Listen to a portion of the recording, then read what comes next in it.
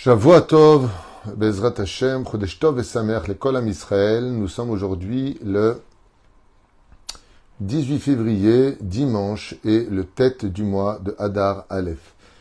Shiur acheté par Eve Twitou, Ayekara, Bracha, Bracha, Be'atzlacha, Eve, pour la Refoua Shelema de nos frères, Kol Chayalenu, Tsahal, Oufren pour tous les malades d'Israël, ainsi que la libération de tous les otages en bonne santé. Donc un shiur de Eve Twitou dédié pour Kol Am Israël. Je rajouterai avec sa permission, Bezrat Hashem, pour la Géoula, pour le Melech HaMashiach, pour toutes ces personnes qui veulent se marier, qui cherchent un bon zéboug gagoun, pour toutes ces personnes malades et seules. Vous savez que j'avais fait un cours qui s'appelle La solitude peut être aussi considérée comme une maladie. Et puis aussi pour tous ces shlom bayit qui ont besoin aujourd'hui d'aide, voire même extérieure, parce que vraiment il y a presque plus de dialogue. Beaucoup de choses qui vont pas. Et puis aussi, bon, Hashem, chaque jour qui approche nous ramène de la Géoula, donc que de bonnes nouvelles. En tout cas pour vous aussi, F-Twitou, Yeshuot Venechamot, Ahava Verava Shalom Bereut, et on commence avec un shiur, un peu à l'image de ce cours dédié pour tout le peuple d'Israël, pour tous les malades, pour nos chayalim, pour les otages. Ça s'appelle « Disparaître pour te laisser apparaître ». Alors nous allons étudier un sujet très prenant sur la paracha de la semaine, qui mérite toute notre attention pour Bezrat Hashem devenir meilleur. Comme je l'ai expliqué ce matin au Avrechim, avant de quitter le Beth Midrash et de venir au bureau, c'est que le but de la Torah et du judaïsme, ce n'est pas d'être un homme qui a la science infuse et qui connaît toutes les feuilles du Talmud et tout le Shulchan Aruch par cœur. C'est bien, c'est important, mais ce n'est pas le but. Sinon, Dieu aurait créé Google bien avant. Parce que lui aussi est très riche. On peut tomber sur des gens qui sont de grands Réchaïm et qui connaissent très bien la Torah, comme Doeg Adomi, comme Korach, qui étaient considérés eux aussi comme de grands Talmidei Chachamim, et comme Achitophel aussi, et qui pourtant n'ont pas de Helek l'Olam Haba, sauf Korach, mais en tout cas, Doeg et Achitophel n'ont pas. Donc ce n'est pas la quantité d'études qui est importante, ce n'est pas ça qui fera de toi un Eved Hashem. Ce qui fait un Eved Hashem, c'est le comportement de notre étude de la Torah. Ce que nous avons ne doit pas être su, elle doit être vécue. C'est la grande différence entre le Etzraïm et le Etzadat. Quand il y a eu la faute originelle, le Créateur du monde nous a interdit de consommer le Etzadat avant le Etzraïm, l'arbre de la connaissance du bien et du mal, avant l'arbre de la vie. Pourquoi ? Pour dire que si le but de la connaissance, c'est pas pour être vécu dans la sagesse, la simplicité et l'humilité telle que la Torah le demande, ne va pas manger de cet arbre, parce que tu peux utiliser dans ce cas-là la Torah mauvais escient. Velachen lo kedai. La paracha de la semaine parle exclusivement, la paracha de Tetzavé, du Kohen Gadol, des habits, des accoutrements, de ce qu'ils doivent faire, pas faire. Ça commence avec la menorah, l'allumer. Et ensuite, on va nous parler exclusivement de Aaron et de ses enfants. C'est les acteurs, on va dire, principaux, ce sont Aaron ou Banav Kohanim. De l'autre côté, comme tout le monde le sait, on en a parlé, reparlé, reparlé, le nom de Moïse, de Moshe, n'apparaît pas du tout dans la paracha de la semaine. Et ça aussi, ça demande une grande réflexion. Nous avons des acteurs principaux et nous avons un personnage qui n'apparaît pas du tout. Pourquoi ? Pourquoi ? Il y a une question. Parce que si Moshe Rabbeinu, comme vous le savez tous, l'enseigne le Baal HaTurim, quand il y a eu la faute du veau d'or de la semaine prochaine, qui dit ça, et qu'il a dit Machanina Misifrecha, efface mon nom de ton livre si tu veux toucher aux enfants d'Israël, mais c'est un moment de gloire pour Moshe Rabbeinu. Alors pourquoi le punir ? Si quelqu'un fait quelque chose d'élogieux, est-ce qu'il mérite une punition ou un salaire ? Un salaire. C'est qu'il y a quelque chose que, hormis cette explication du Baal HaTurim, entre autres, que parce que Moshe Rabbeinu a dit « Efface-moi de ta Torah si tu comptes toucher aux enfants d'Israël », alors, dans la paracha de Tetzavé, qui est Mukdam Vemeucha, même si Tetzavé vient avant la faute du veau d'or, eh bien, Moshe Rabbeinu va tout simplement provoquer son effacement pour laisser apparaître les enfants d'Israël. D'où le titre disparaître pour te laisser apparaître, mais ça va beaucoup plus loin que ça. C'est ce qu'on va découvrir ensemble avec l'aide d'Hachem. La reine, dans d'autres explications données par le Gaon de Vilna, Machanina misifrecha. Efface-moi de ton livre. En réalité, dit le Gaon de Vilna, Rabbi Elom Vilna, ne lis pas de ton livre, et là, misefer kaf. Sifrecha en hébreu, ça fait la lettre du mot livre 20. Effectivement, si on compte les parachutes de la semaine, les 12 parachutes de Bereshit, la 8e paracha qui intervient depuis le livre de Shemot, donc 8 et 12, 20, la 20e paracha depuis le début de la Torah, c'est la paracha de Tetzavé. Et donc, pourquoi Dafka, le nom de Moshe, est-il effacé ici et pas ailleurs? Parce que dans décortiquant ce qu'a dit Moshe Rabbeinu, la 20e paracha de la Torah, c'est la paracha de Tetzavé, Mahanina misifrecha, du Sefer Kaf. Donc Dieu lui va le retirer de là-bas, comme vous l'avez tous compris. De l'autre côté, c'est vrai, on en a parlé dans un shiur l'an dernier et l'année d'avant, nos Chachamim, comme le Gaon de Vilna l'explique aussi, c'est vrai que Moshe disparaît de cette paracha et ce n'est pas pour rien. Quand il s'agit d'une année bissextile, 2 mois de Hadar, comme cette année, alors Tetzavé est un peu décalé par rapport au Zayin Behadar. Par exemple, aujourd'hui, nous sommes le 9 du mois de Hadar, et nous allons commencer la paracha de Tetzavé. Mais dans une année simple où il n'y a qu'un seul mois de Hadar, vous pouvez vérifier qu'en général, la paracha de Tetzavé tombe dans la semaine du Zayin Behadar, ou plutôt que le Zayin Behadar tombe dans la semaine où on lit la paracha de Tetzavé. Ce qui fait que comme Moshe est né le Zayin Behadar, cet Hadar, et qu'il est mort le Zayin Behadar, donc automatiquement, c'est vrai qu'il disparaît de la paracha de la semaine, mais il ne disparaît pas de notre bouche, puisque de génération en génération, nous faisons la Hiloula de Moshe Rabbeinu. En général, on prend d'un jeûne à moitié de la journée, et puis d'études de la Torah et une Seouda en l'honneur de Moshe Rabbeinu. Donc, étant donné que cette paracha tombe essentiellement avec le jour de sa naissance et de sa mort, il n'a pas lieu d'être dans la Torah puisqu'on le rappelle de par sa Hiloula, le Zayin du mois de Hadar. Très belle explication de nos Chachamim, entre autres le Gaon de Vilna. Mais la reine, on va essayer de rentrer maintenant dans une dimension qui est peu connue du public, en rappelant une histoire qui s'est passée et en faisant honneur à Moshe Rabbeinu. Cette histoire a eu lieu il y a quelques bonnes années de cela. On vient voir le gabaï d'une bête à Knesset, le bedo, le responsable, si vous préférez, du rangement de la synagogue, et donc des inscriptions. C'est pas au Rav de noter quand il y a une bar mitzvah, pas une bar mitzvah, c'est le travail du gabaï. Et il vient le voir en disant, voilà, si Dieu veut, on vous prévient à l'avance, quand vous avez une belle bête à Knesset, on aimerait, Bezrat Hashem, faire le Shabbat Ratan, ici même. Et donc, comme c'est la bar mitzvah de notre enfant, il va préparer la paracha de semaine et on voudrait donc que ce soit lui qui la lit. Le gabaï note la date avec eux, il serre la main du papa en lui disant Mazel Tov, c'est qu'à partir de 12 ans, il dit au jeune homme, connaissant parfaitement les halachot, Sfarad, qu'un enfant à partir de 12 ans doit déjà mettre cette filine et le talit avec la bénédiction, Mishum Chinour pour son éducation, pour ne pas qu'il arrive le jour de 13 ans, pour la première fois il met des filines, c'est même pas comment on les met, ils sont très durs, ils sont rêches, ils sont tout neufs. Donc, nous, à partir de 12 ans, même 11 ans, on peut déjà les mettre, mais en tout cas, à partir de 12 ans, selon Rav Ovadia, Gvar Minchin Filin, et donc, il lui dit Mazel Tov. Et il note comme ça, pour le Shabbat Ratan, pour certaines choses, tout est noté dans son calepin. Puis voilà que, quelques mois plus tard, vient une famille qui rentre contre le gabaï dans la rue et qui lui dit « Ah, Kevodo, je voulais vous dire, nous avons la bar mitzvah de notre enfant, et donc, bien sûr, on aimerait qu'il lise la Torah.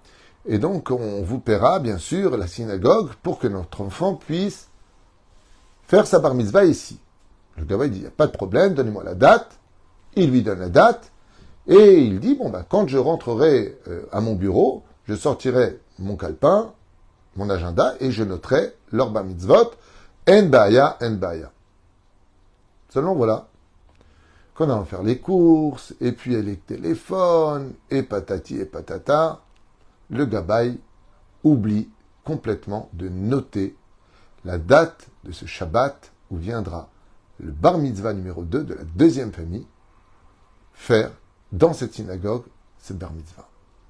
Shabbat arrive, et là, le Gabbai constate et retrouve dans son souvenir qu'effectivement, les parents qui sont arrivés avec leurs invités, le deuxième bar mitzvah, sont présents. Mais il y a aussi la première famille qui était venue un an avant.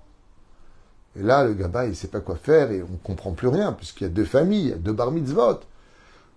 Le Gabbai monte comme ça sur la teva et commence à s'excuser en disant, voilà, je m'excuse, Irbus mahod be Israël, que se multiplient les fêtes au sein du peuple d'Israël, mais j'ai commis une erreur. Et je m'en excuse, je ne sais pas quoi faire.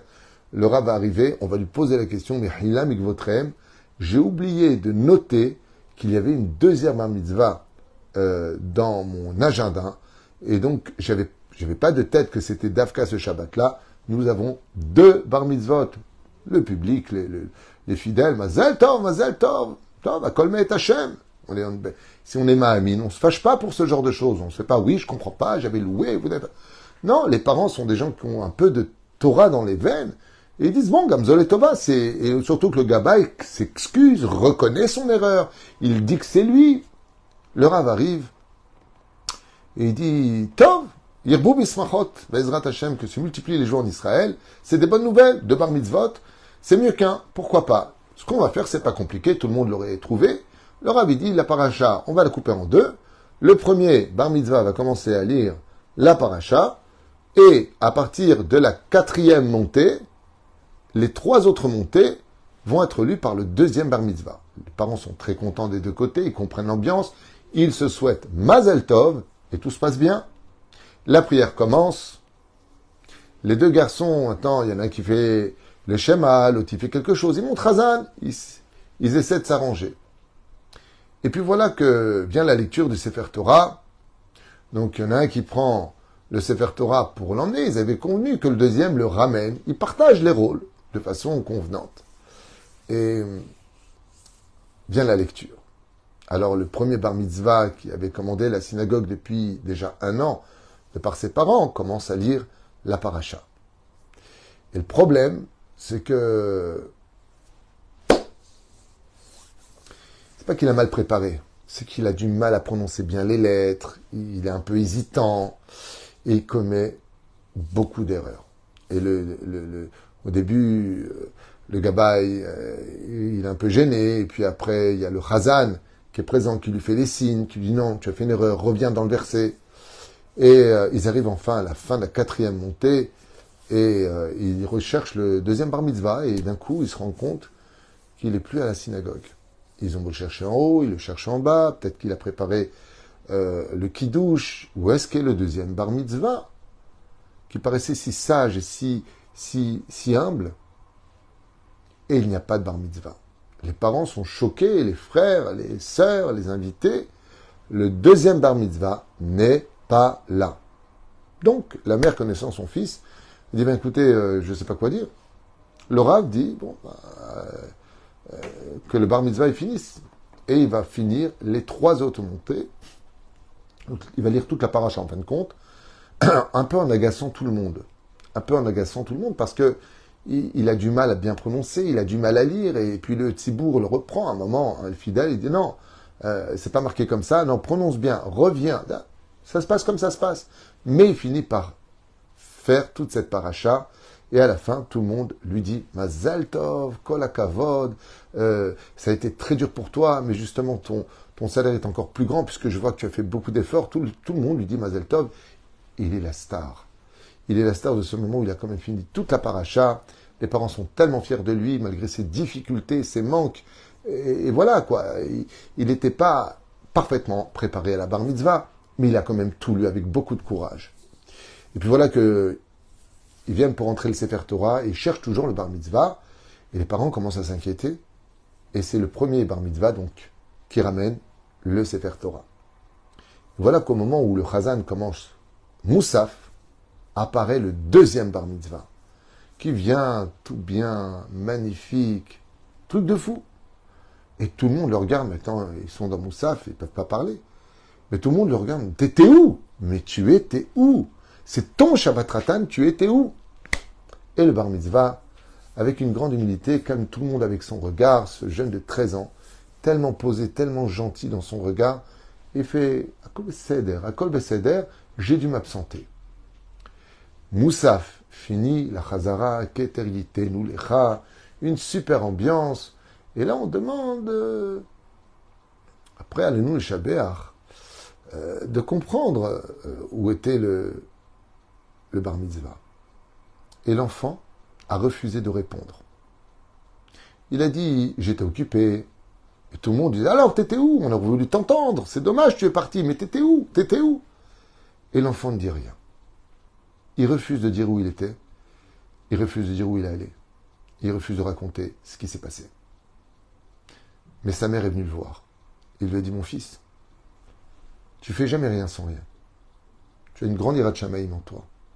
Tu peux m'expliquer, alors qu'on avait convenu avec le rabbin, que tu lises les 4 montées, à partir de la 4e montée, les 3 montées qui restaient, et il y avait nos conviés, il y avait nos invités, il y avait la famille.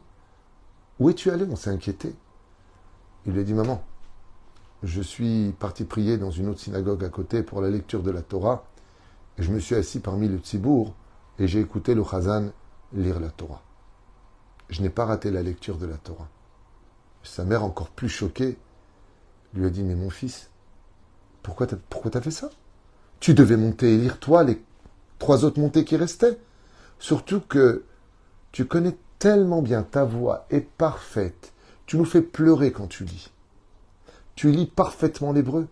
Et tu connais presque toute la paracha par cœur. Alors pourquoi t'as fait ça? Il lui a dit, maman, quand j'ai commencé à entendre le premier bar mitzvah, qu'il avait une voix qu'on n'entendait pas très bien, qu'il prononçait pas très très bien, et que, de qui plus est, il faisait beaucoup d'erreurs. Je me suis dit que si je restais, et qu'après lui, à la 4e montée, c'est moi qui allais commencer à lire, j'aurais terni son image. Tout le monde aurait fait « Ah, enfin quelqu'un qui sait lire la Torah, enfin une superbe voix, enfin quelqu'un qu'on entend bien. » Maman, est-ce que tu aurais voulu que le regard de cet enfant, le jour de son Shabbat Ratan, regarde le sol? T'aurais voulu que je l'humilie? Parce que je suis meilleur que lui. Parce que j'ai beaucoup mieux préparé que lui. Alors quand je l'ai entendu, j'ai dit, je préfère disparaître pour le laisser apparaître. Sa mère, en l'entendant, avait les larmes aux yeux. Et lui a dit, tu m'as fait la plus belle lecture que j'aurais pu entendre. C'est celle d'avoir laissé apparaître l'autre, de l'humilité que tu as eue, de t'effacer pendant ton propre Shabbat Ratan, toi, pour laisser l'autre exister. Et ainsi fut fait. Cet enfant a grandi, et lui-même devenu un grand chazan, et il se régale, et il régale tous ceux qui l'écoutent, chaque fois qu'il relit particulièrement la parashat de sa bar mitzvah, en tant que chazan dans une bête à Knesset, où il a été demandé. Maintenant que nous avons clôturé cette histoire, Chazal nous rappelle une chose qu'on a oubliée. Qui devait être le Kohen Gadol? Qui était celui qui était le parfait de tous les parfaits? Panim el Panim, il n'y a pas plus grand que lui. C'est Moshe Rabbeinu. Mais Moshe Rabbeinu, comme il a insisté pendant 7 jours en disant « Non, je ne sais pas parler, je ne sais pas ceci », c'est disqualifié de la Keuna. Et Dieu lui a dit « Tu prendras ton frère pour être ta bouche ». La Keuna est passée chez son frère. Et dans la paracha de Tetzavé, chers amis, c'est la gloire de Aaron et de ses enfants. Alors Moshe, à l'image de ce jeune bar mitzvah, qui était si parfait dans sa voix et sa lecture de la Torah, a préféré ne pas apparaître dans la paracha de Tetzavé. Il a préféré disparaître pour laisser apparaître que son frère et sa descendance. Parce que c'était aussi sa paracha, par excellence. C'est lui qui devait être le Kohen Gadol. Et une des raisons qu'on ne connaissait pas, c'est que Moshe a prié pour que son nom n'apparaisse pas dans cette paracha qui appartenait déjà à un acteur, qui n'est autre que Aaron ou Banav, qui vont apprendre de Moshe comment servir Akadosh Baruch Hu. Ve'ata tetzavé ben Israël. Qui va être le maître de Aaron? Moshe Rabbeinu. Il a dit, moi je suis meilleur que lui puisque c'est moi qui lui enseigne, c'est moi qui vais lui apprendre, c'est moi qui apprends de toi pour transmettre. Alors au moins Hachem, qu'il ne soit pas humilié avec mon nom de Veidaber Adonai el Moshe les morts, Daber el Aaron vel Banav les morts. Parle, toi, Moshe. Dis non, oublie-moi. C'est la gloire de Aaron aujourd'hui. Pourquoi y mettre mon nom à l'image de ce bar mitzvah? Je trouve que cet enseignement extraordinaire doit, Bezrat Hashem Barach, éveiller chez nous beaucoup d'humilité. Des fois, même à table, il peut arriver que quelqu'un dise un petit Dvar Torah et il va se retrouver un peu en porte-à-faux. Alors, ne te précipite pas pour lui montrer que tu es supérieur, que c'est pas du tout comme ça qu'il fallait poser la question, et que. Moshe Rabbeinu avait eu l'occasion de faire briller quelqu'un, il s'est retiré. Et ça, c'est ce qu'il y a de plus grand à retenir de cette paracha de Tetzavé, c'est que pour porter des vêtements de gloire comme celui du Kohen Gadol, ne sois pas le miroir qui est en face de lui. Laisse-le briller, parce que c'est son jour à lui. Comme souvent, vous allez voir qu'on va poser des questions aussi à table, et puis il y a toujours celui qui est un peu plus érudit que les autres, qui va répondre à toutes les questions. Alors des fois, je suis obligé de lui dire à table, tu sais, si tu veux des questions de ton niveau, je peux t'en poser. Laisse les autres répondre, laisse les autres exister. Baruch Adonai l'Olam Amen ve'Amen, en espérant que ce petit shiur nous amène beaucoup de joie intérieure pour mieux vivre notre judaïsme, et non pas ressembler à celui qui connaît toute la Torah, mais qui ne sait toujours pas la vivre par manque de savoir vivre. Et j'ai un cours à vous proposer tout de suite après, qui n'est pas moins intéressant, je vous l'affirme. Kol Tov et Litraot.